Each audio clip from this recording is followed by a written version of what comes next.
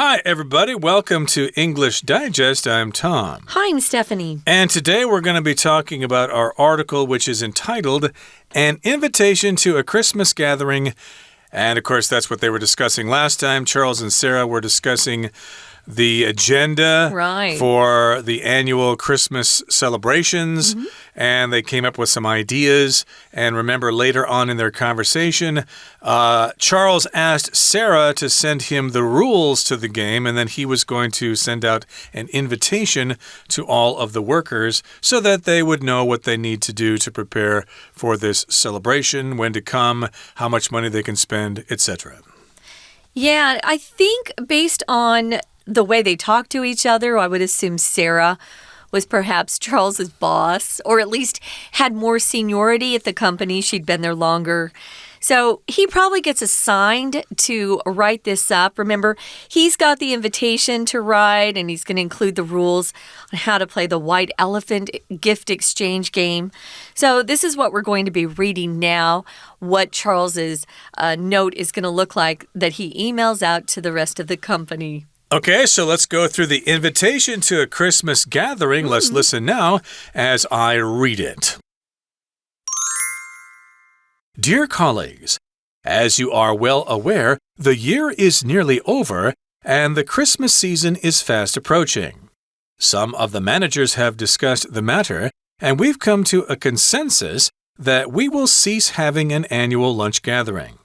This year, we received an interesting recommendation for our Christmas celebration.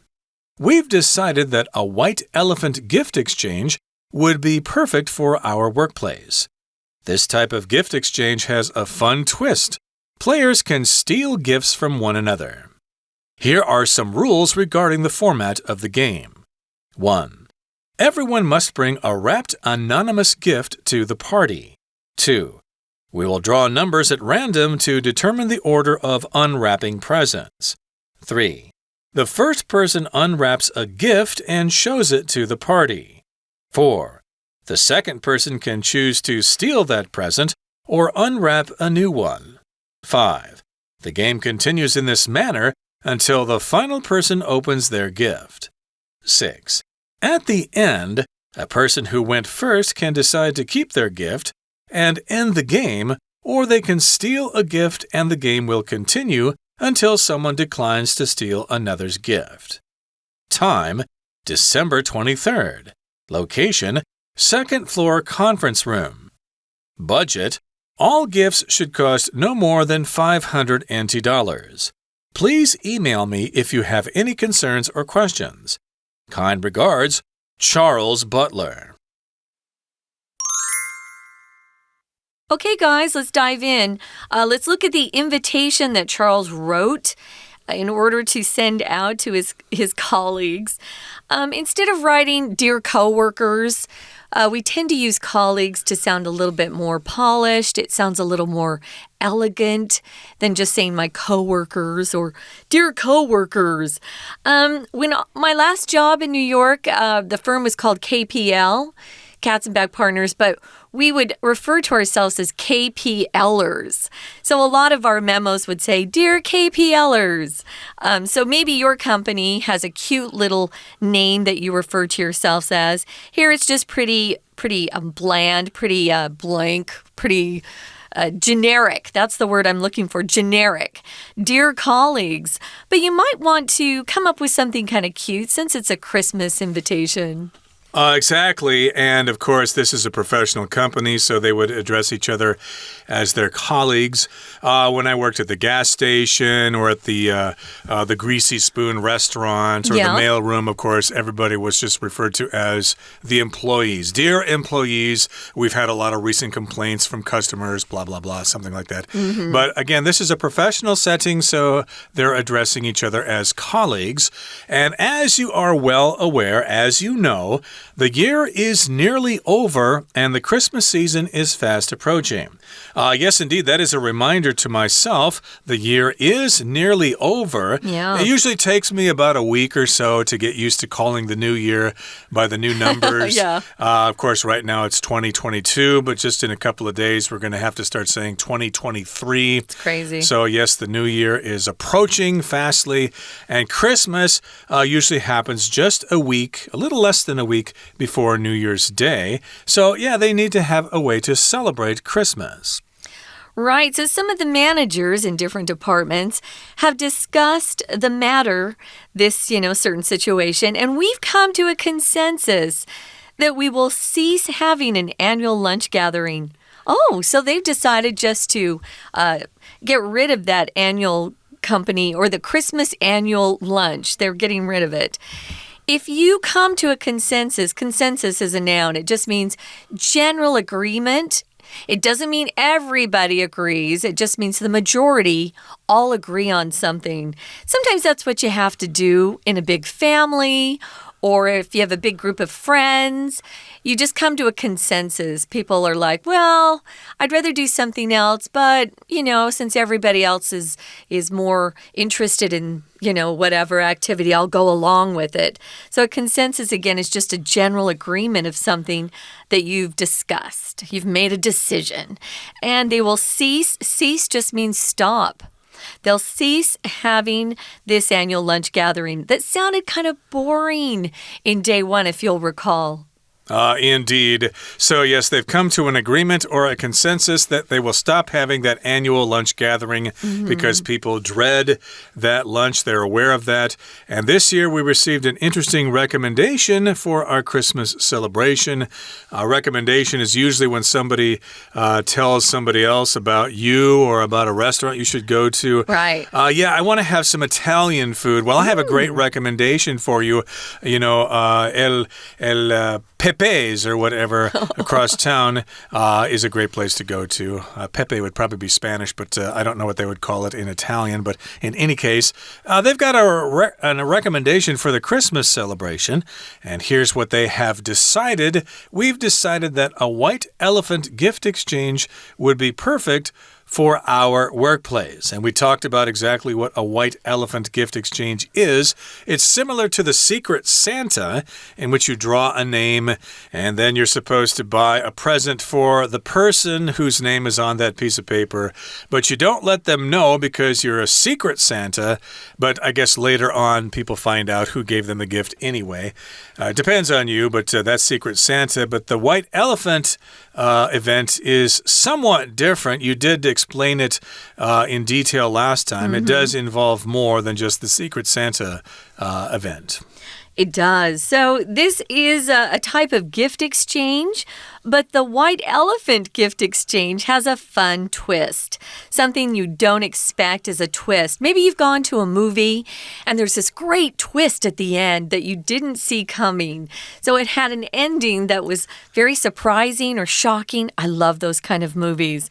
Well, this has a twist in the game. You don't just select a number and go pick, from the pile of gifts.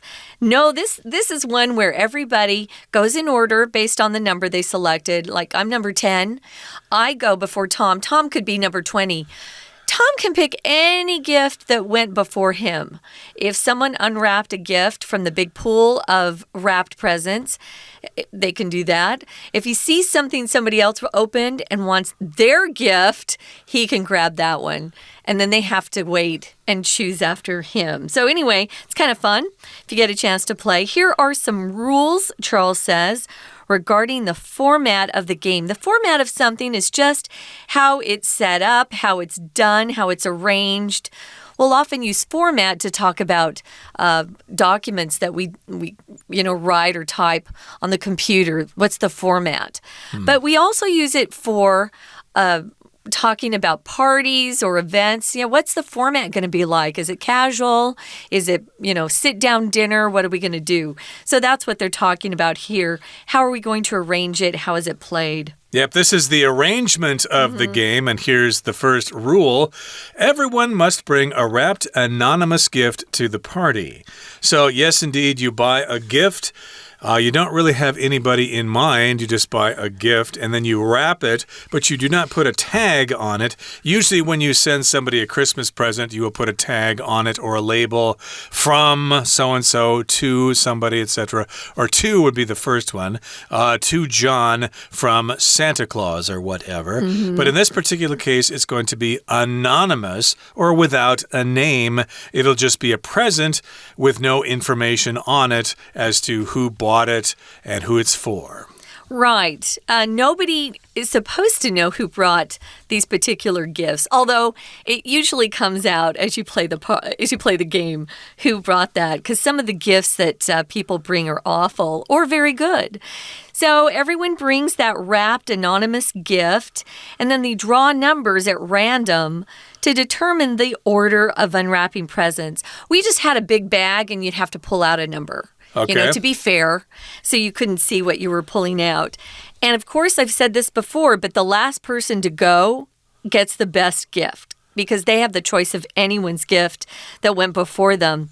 The second person can choose either to steal the present of the person who just unwrapped their gift or somebody ahead of them, or they can go to that pile of anonymous gifts and pick one of those. That's kind of fun too. Okay, and so, yes, that's rule 2. We will draw numbers at random to determine the order of unwrapping presents. So that's the opposite of wrapping the present. You unwrap the present, remove the paper from it to see what's inside. Yeah. And third, the first person unwraps a gift and shows it to the party. So the person who drew number 1 will unwrap the gift and show it to everybody. Here's the present here. And then rule number 4, the second person can choose to steal that present or unwrap a new one. So the second person can say, well, I don't really like that one. I'm going to unwrap a new present. Or maybe the second person actually likes the first present and decides to keep that present, him or herself.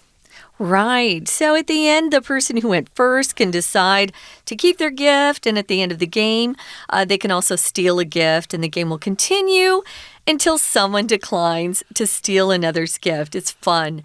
But again, I have to warn you, if you have little kids, who are like, I would say 7 or under, they don't like their gifts being taken. So keep that in mind. Now, if you decline something, you turn something down or you reject something, you just say, no thanks. That's probably the nicest way to decline something. You politely refuse. Maybe you've been invited to a party and you politely decline. I'm sorry, I'm going to have to decline. I've got some work I have to do or I have another engagement. So you decline by just politely refusing something. Now, Charles then goes on to tell us about when this is going to be. So the time is December 23rd. It's going to be held on the second floor of the conference room. They're going to be in their company's building. And the budget just refers to how much people are allowed to spend on white elephant gifts. You don't want to go over 500 NT dollars.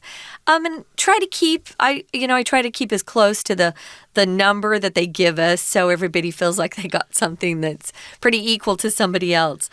But if you really want to have fun, then tell people they can't buy anything. They have to bring something they already own at home that they don't want anymore. Those are fun white elephant gifts. Indeed, but of course, a lot of times it's considered, low class to give somebody something used as a Christmas present. That's what white elephant means, though.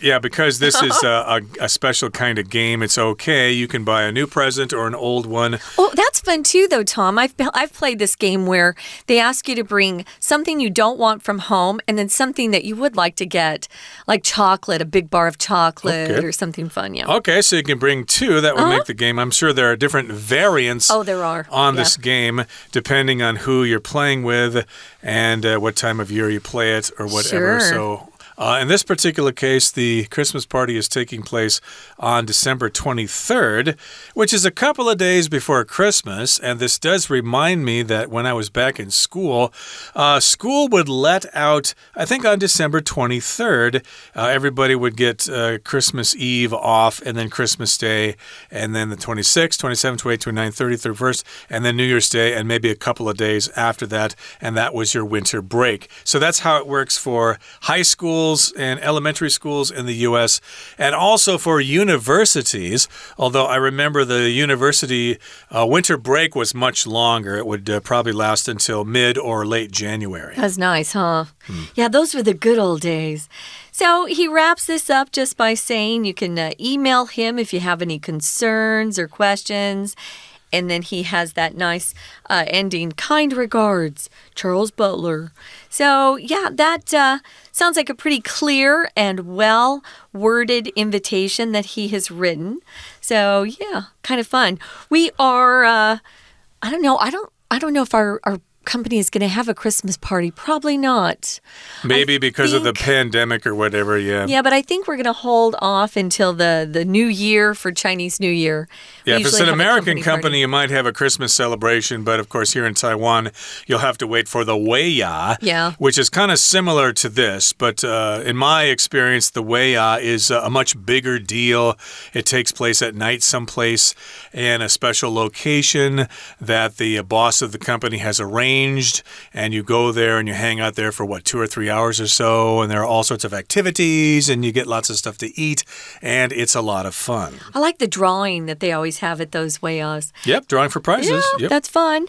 So, yeah, come up with some ideas yourself, see if you can talk about this, and maybe somebody has had a great experience with the white elephant gift exchange or Secret Santa. Secret Santa is very fun, guys, if you start earlier in the month and maybe have 2 weeks where Secret Santa can do some nice things for you. I think the whole fun of Secret Santa is not having your person guess who you are. And keeping a secret, because it's hard to keep secrets nowadays, especially in an office, or if you do Secret Santa in your family, that's fun too. So we're going to go now and listen to our Chinese teacher, and then we'll come back and we have a couple of discussion questions, so stay tuned. Hello everyone, 我是派老师。今天讲解的是12月21号多益单元第2天课程 Unit 10, An Invitation to a Christmas Gathering。第1天的多益课程是一段对话，提到办公室同仁决定要交换礼物庆祝圣诞，不过为了增加趣味 they decided to put a twist on the traditional gift exchange， 稍作变化的游戏。那这个稍作变化的游戏呢，其实叫做 a white elephant exchange。而接下来第2天课程其实是一封 email， 它说明了游戏规则。同学请好好的利用这一篇课文内容，因为你们可以学到好的 email 该怎么写。那老师先告诉大家好的 email 有哪些要素。其实第一点，它必须要说明来由，为什么我要写这封信，那把问题陈述清楚。再来第2点，他还告诉大家针对这样子的问题，我们需要采取什么样的行动，那也需要收信人做什么样子的配合。此外，当然，人家看完你的 email 以后，可能会有一些问题呀，所以你要记得留下反应的管道，就是这3点。老师再简单的说一次：第1点，要说明来由，陈述问题；第2点，要采取的行动，需要他人配合的事项要写清楚；第3点，请你留下反应的管道。好，那我们一起来看课文的内容。课文内容的第1段，一开始当然要称呼大家Dear colleagues， 好，这是相当正式的讲法 ，Dear 什么什么。好，请注意后面呢，我们用逗点。那接下来进入本文的部分 ，As you are well aware，As you are well aware， 那如同大家所熟知的、所知道的 ，The year is nearly over and the Christmas season is fast approaching。那后面呢，就开始陈述他为什么要写这封信呢，对吧？好 ，We come to a consensus that 我们达成了一项共识，请同学务必画起来。达成共识 ，We've come to a consensus。那后面呢，就告诉别人到底是什么共识。We will cease having an annual lunch gathering。cease 后面加上动名词，停止做这件事了。我们不再吃年度的大餐了。好，那其他同事做了别的提案 ，We received an interesting recommendation， 对吧？那有别的提案，什么提案呢？下面就说明清楚。这个活动叫做 Why Elephant Gift Exchange。那后面呢，他也做了解说，就是在解说请大家配合的事情了，对吧？那在这解说之前呢，他先说了 This type of gift exchange has a fun twist， 请同学把 have a fun twist 这里他用第三人称单数 has a fun twist， 请画起来。这里的 twist 所指的那是变化哦，所以这个交换礼物它是有一个有趣的变化的，跟其他的不太一样。那接下来就是关于这个交换礼物的游戏规则了。那首先，请同学特别注意到第一点，就是呢，它其实要匿名的。Everyone must bring a wrapped anonymous gift to the party。所以这个礼物有两个条件，第一个，它要包装好 a wrapped gift。第二点，要是 anonymous， 上面不要写上你自己的名字。在第二点呢是什么？好，第二个规则哦，这里就说到，请大家配合的事项。We will draw numbers at random， 所以我们会随机的去抽号码，去抽这个数字 ，to determine the order of unwrapping presents。那当然要拆礼物了，对不对？所以拆礼物就是 unwrapping presents。那顺序决定顺序 ，determine the order。再来，请同学看到第四点就是关于这个游戏的规则。The second person can choose to steal that present。所以呢，接下来的第二位，他可以选择要不要，他抽到礼物的时候要不要偷第一个人的礼物，还是他要打开自己所抽到的这个礼物。好，那所以我们看到这个就是有别于一般的交换礼物的地方。再来第五点，他就说游戏呢会持续用这种方式进行 ，in this manner， 就是用以上所说的这个方式来进行。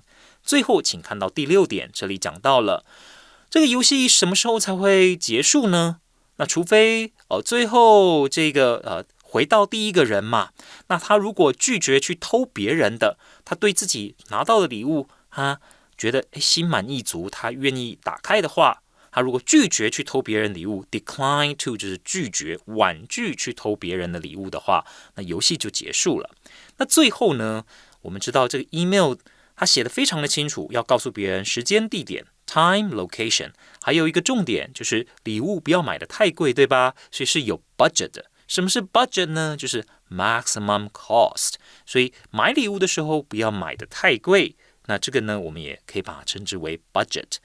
那最后，老师不是说吗？好的 email 要留下沟通的管道啊，所以他最后就讲 ，Please email me if you have any concerns or questions。如果你有任何关切，就是你觉得有问题的地方，觉得不妥的地方 ，if you have any concerns， 那或者你单纯就只是有疑问，都可以 email 给我。那记得写 email 最后面要加上什么呢？ Kind regards， 再加上署名。好，以上就是我们针对多益课程第二天的讲解，谢谢大家。We're going to take a quick break. Stay tuned. We'll be right back.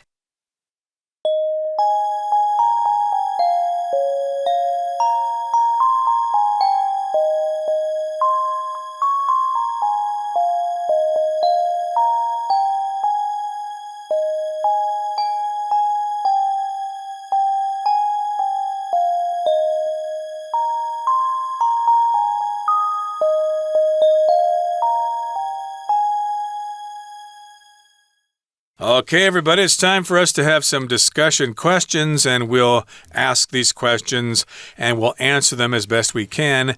Hopefully, that will provide a model for you in how to have a discussion yourself. So the first question is, if you worked at Charles's company, what gift might you purchase for this event? Well, I don't know what Charles's colleagues are like, but we had a similar white elephant gift exchange here in Taiwan a couple of years ago. And I brought a veggie chopper. Do you know what those are, Tom? Chops veggies? Yeah, in different fun shapes. And I thought, it's kind of the thing that you don't want to waste your money buying. But if you're a cook, or you like to, make some stuff in your kitchen, it makes your food look more professional to have these veggie choppers that chop your vegetables in beautiful shapes that all look uniform. It looks like you know what you're doing. So I bought one of those one time. I also brought some chocolate, of course, because people always, are always happy to have some candy, I think. Well, of course, if I were working at Charles's company and it were in Taiwan, which it appears to be, because they're saying the limit should be 500 NT dollars, then I would be careful about what I buy, and I might actually ask something or ask a question, what shouldn't I buy as a gift here? Because I know that there are taboos regarding gifts here. In culture. You can't give somebody a clock, because the word for clock also sounds like the word for end or death. So no clocks and no watches. No fans. No fans either. You can't. I imagine you probably couldn't send somebody an umbrella. No. Because that sounds like the word for to disperse or to die or go away. And the same goes for shoes as well. It's good to remind people that, especially foreigners. We forget. Indeed. I remember somebody, some foreign dignitary or somebody from London gave Ko Wen-je a watch one time. And she was quite sincere. She thought it was the right thing to do, but someone had to remind you or remind her, well, you can't do that in Chinese culture because a watch is like a clock and you just can't give somebody a timepiece as a gift. So, I would definitely want to see exactly what I can and cannot give, and then I would determine what I would give them. I suppose I would send them maybe a certificate for a small pizza. Oh, that's a good idea. At a pizza restaurant or something like that. A gift certificate, pizza's round, yuanman, completeness. That seems like it would be a good gift to give somebody at Christmas. It's interesting because as I sit here, I can't really think of any gifts that would be taboo in America at Christmas. Maybe something that's too personal. You shouldn't give someone underwear. That's too personal at a company party. I mean, there are things like that, but we really don't have any taboos. So it's kind of fun to hear about other cultures and what you shouldn't give anyone that, or you should. It's always fun. Now, the next question says, can you name some other fun holiday games that are played at Christmas? I can mention a couple. We've had a bake-off before where my family's pretty big. So we just have these big holiday parties. And we tell everybody, bring your best holiday cookie and let's see who wins. And people will decorate them. Those are fun. One time my sister had an idea to play a game where they were glass jars filled with M&Ms and different types of little candy, like gumballs and stuff. And you would guess how many in total were in that glass jar. And the person who guessed the number that was closest would win the candy, which was also fun, especially for the kids. We talked about the ugly sweater game. Oh, gingerbread houses. We've had decorating contests before. You have to cook your gingerbread house in advance and then bring it and then add all the decoration once you get to Grandma and Grandpa's house. That's my mom and dad's house. That was fun too. But there are so many fun games. Christmas charades, where you act out something, but it has to have a Christmas theme. Indeed. I don't know if this really answers the question, but I remember one year I got a table hockey set for Christmas. Oh, nice. It's a game that you play by pulling rods and twisting them, and you're playing like a game of hockey on the table. Yeah. So that's not really a holiday game, but I remember getting that for Christmas and then playing it for hours on end with my brother and sister. It's fun. So, that could be a holiday game as well, but I don't know if they make those anymore, or if they're popular, and I doubt they're popular here in Taiwan because nobody here really likes ice hockey. Well, everybody's usually playing any sort of game on their computer or on their cell phone. Yeah, I know. Yeah, that would be the key to a Christmas celebration. Make everybody put those phones down and enjoy each other's company. Right. Okay, that brings us to the end of our lesson for today. Thanks for joining us, and Merry Christmas to you all. From all of us here at English Digest, my name is Tom. I'm Stephanie. Goodbye. Bye.